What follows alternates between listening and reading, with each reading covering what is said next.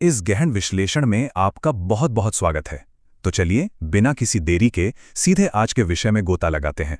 आज हम प्राचीन पौराणिक कथाओं और हमारी रोजमर्रा की दिनचर्या के बीच मौजूद एक बेहद दिलचस्प संबंध को समझने वाले हैं। हमारे पास जो स्रोत हैं वो हिंदू पंचांग के एक बहुत ही खास समय के बारे में बताते हैं। सोचिए, एक ऐसा समय जिसे कभी एकदम अशुभ और अशुद्ध माना जाता था, उसे अचानक सबसे पवित्र काल में कैसे बदल दिया गया। ये कोई आम कहानी नहीं है, बल्कि यह विशिष्ट दैनिक अनुष्ठानों का एक पूरा ब्लूप्रिंट भी देती है। आइए इसे मिलकर समझते हैं। तो आज की इस चर्चा की रूपरेखा कुछ इस प्रकार रहेगी। सबसे पहले अधिक मास का रहस्य, फिर नैमिषारण्य में सभा, मलमास का दुख, भगवान कृष्ण का दिव्य आशीर्वाद, इसके बाद निर्धारित दैनिक स्नान अनुष्ठान और अंत में इसके आध्यात्मिक और ज्योतिषीय लाभ। चलिए अपने पहले भाग से शुरुआत करते हैं, अधिक मास का रहस्य। अब खगोलीय रूप से देखें तो हिंदू कैलेंडर में आने वाले एक अतिरिक्त महीने को अधिक मास कहा जाता है, लेकिन ऐतिहासिक रूप से इसे मल मास यानी एक अशुद्ध महीने के रूप में जाना जाता था। और दिलचस्प बात यह है कि अंततः इसे पुरुषोत्तम मास या दिव्य महीने का दर्जा मिल गया। आज का हमारा पूरा उद्देश्य यही है कि हम उपलब्ध स्रोतों के आधार पर इस बात की तह तक जाएं कि आखिर अशुद्धता से दिव्यता तक का ये अनोखा सफर कैसे तय हुआ। आगे बढ़ते हैं हमारे दूसरे भाग की ओर, नैमिषारण्य में सभा। स्रोतों में ये पूरी कथा बहुत ही खूबसूरती से कई परतों में रची गई है। इसकी सबसे बाहरी परत हमें सीधे ले जाती है पवित्र नैमिषारण्य वन में। वहाँ महान ज्ञानी सूत जी पहुँचते हैं और ज्ञान की तलाश में वहाँ बैठे अनेकों ऋषि मुनियों के आग्रह पर एक ऐसी कथा सुनाना शुरू करते हैं जिसे मोक्षदायिनी माना गया है। खैर, कहानी के भीतर कहानी कहने की ये प्राचीन शैली अपने आप में बहुत ही अद्भुत है। और ये हिस्सा बहुत ही शानदार तरीके से हमें दिखाता है कि ज्ञान की असली शुरुआत हमेशा एक साधारण से प्रश्न से ही होती है। देवर्षि नारद ने सीधे भगवान नारायण से पूछा, यह पुरुषोत्तम मास क्या है? यह कैसे उत्पन्न हुआ? मुझे इसका रूप, नियम और आवश्यक प्रथाएं बताएं। इसी गहरी जिज्ञासा के जवाब में भगवान नारायण उस प्राचीन ज्ञान को साझा करते हैं जो कभी खुद भगवान कृष्ण ने दिया था। ये हमें तीसरे भाग पर लाता है, मलमास का दुख। अब यहाँ कहानी की एक और दिलचस्प परत हमारे सामने खुलती है। स्रोत हमें सीधे घने काम्युक वन में ले जाते हैं। वहाँ पांडव अपना कठिन और चुनौतीपूर्ण निर्वासित जीवन बिता रहे हैं। उनकी ऐसी हालत देखकर भगवान कृष्ण उनसे मिलने आते हैं और इसी वन में अर्जुन के एक विशेष प्रश्न का उत्तर देते हुए कृष्ण एक बहुत बड़े ब्रह्मांडीय रहस्य से पर्दा उठाते हैं। कथाओं के अनुसार मलमास को इतना अशुद्ध माना गया था कि उसे हर तरह के शुभ कार्यों से पूरी तरह बाहर निकाल दिया गया। ये वाकई में एक बहुत ही गहरी और भावनात्मक बात है। स्रोतों में बताया गया है कि लगातार तिरस्कार सहने के बाद ये महीना एक मानवीकृत रूप लेकर सीधे वैकुंठ पहुंचा। कृष्ण अर्जुन को बताते हैं कि कैसे मलमास बिल्कुल असहाय और निंदित महसूस करते हुए उनके पास आया और उनके चरणों में गिरकर फूट फूट कर रोने लगा।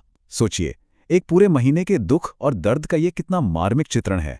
तो आइए देखते हैं चौथे भाग में भगवान कृष्ण का दिव्य आशीर्वाद।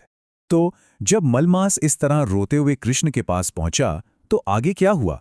यहाँ सबसे अहम बात यह है कि कैसे पूरी की पूरी स्थिति एकदम पलट जाती है।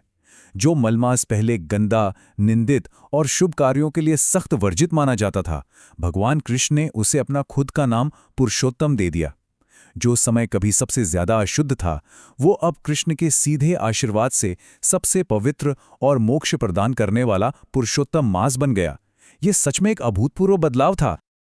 चलिए अब इस चर्चा के पांचवें भाग की ओर चलते हैं, निर्धारित दैनिक स्नान अनुष्ठान। अब ये स्रोत केवल हमें पौराणिक कहानियां ही नहीं सुनाते, बल्कि कुछ बहुत ही स्पष्ट और व्यवहारिक निर्देश भी देते हैं। दिन की शुरुआत सुबह 4 से 5 बजे के बीच यानी ब्रह्म मुहूर्त में उठने से होती है। लेकिन जो चीज सबसे ज्यादा अनोखी है वो है स्नान करने का ये खास तरीका।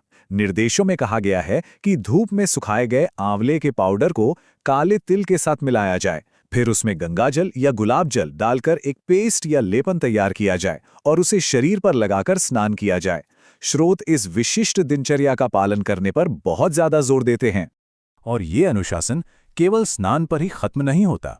इसके तुरंत बाद मंदिर में दीपक जलाकर कुछ विशिष्ट पवित्र ग्रंथों का पाठ करने की भी कड़ी सिफारिश की गई है। इन ग्रंथों में मुख्य रूप से भगवद गीता, भागवत पुराण, सुंदरकांड और खुद पुरुषोत्तम मास कथा शामिल हैं। ये साफ तौर पर एक कठिन लेकिन आध्यात्मिक रूप से बेहद केंद्रित दिनचर्या को दर्शाता है। अब हम अपने छठे और अंतिम भाग पर पहुंचते हैं, आध्यात्मिक और ज्योतिषीय लाभ। अब देखिए, इस हिस्से में जो बात सबसे ज्यादा दिलचस्प है वो ये है कि स्रोतों ने इन सभी नियमों को सीधे ज्योतिष विद्या से जोड़ दिया है। विशेष रूप से कुंभ, मीन और मेष राशि वालों के लिए आंवले और तिल वाले इस लेप से स्नान करना लगभग अनिवार्य ही घोषित कर दिया गया है। वहीं अन्य सभी राशियों के लिए इसे अत्यधिक अनुशंसित माना गया है। मतलब स्रोत इसे महज एक विकल्प के तौर पर नहीं बल्कि एक बेहद जरूरी अभ्यास के रूप में पेश करते हैं। अब एक स्वाभाविक सा सवाल उठता है कि आखिर इतने कठिन नियमों का पालन क्यों किया जाए? तो स्रोतों के अनुसार ये पूरी प्रक्रिया एक तरह से समस्या समाधान का अनुष्ठान है। इनमें स्पष्ट दावा किया गया है कि ये खास स्नान और ग्रंथों का पाठ शनि ग्रह से जुड़ी सारी परेशानियों को दूर कर देते हैं, शरीर के रोगों और दोषों को समाप्त करता है और अंततः व्यक्ति को सीधे आध्यात्मिक मोक्ष की ओर ले जाता है। और यही बात हमें इस पूरे विश्लेषण के बिल्कुल अंत तक ले आती है। इस एक सवाल पर गहराई से विचार करना सच में बहुत दिलचस्प है। क्या एक निंदित और अशुद्ध माना जाने वाला महीना सच में साल का सबसे पवित्र समय बन सकता है? ये पूरा का पूरा विषय ही अंधकार से निकलकर प्रकाश की ओर जाने के बारे में है। एक ऐसा महीना जिसे समाज ने पूरी तरह अस्वीकार कर दिया था, वो अपनी भक्ति और समर्पण से सबसे पवित्र समय में बदल गया।